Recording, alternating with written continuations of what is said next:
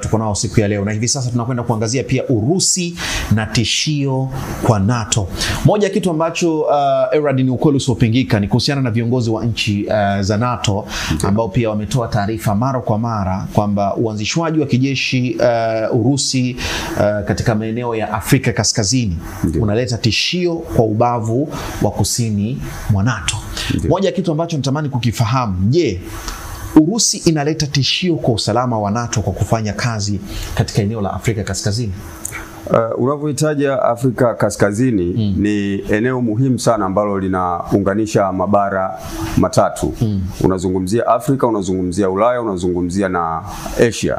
Sasa lile ni eneo la msingi, lakini pale pana changia 12% ya biashara zote zinazofanyika ulimwenguni. Kwa unaweza kuona jinsi gani lile ni eneo la kimkakati. Kwa hivyo jitihada za Urusi mara zote zimekuwa ni kujisimika na kutengeneza ushawishi zaidi, hasa kwa bara la Afrika ambalo kwa kiasi kikubwa ndio limeonekana lina rasilimali nyingi na ni eneo la kimkakati kwa mtu yoyote ambaye anataka kujenga kinguvu. Kwa hiyo hayo madai ni kweli. NATO wanadai kwamba Urusi imekuwa ikijaribu kutishia wao.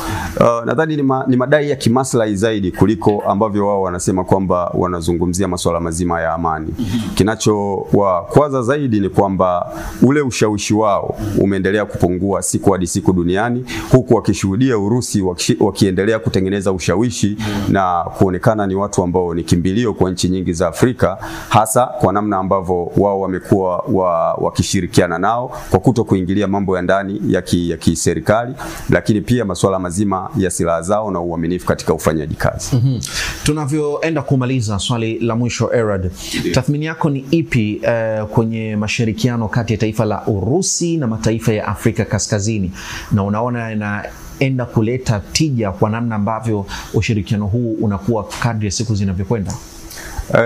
Mambo mawili ya msingi ambayo naweza nikayasema ni kwamba la kwanza ni nidhamu ambayo taifa la Urusi limekuwa nayo pindi linapokubaliana na mataifa kwa maana ya kusainiana mikataba. Wamekuwa wako vizuri sana kwenye kuheshimu. Hatujawahi kuona Urusi ikiingilia mambo ya ndani ya taifa husika, aidha kwa mgongo wa demokrasia au kwa mgongo wa haki za binadamu.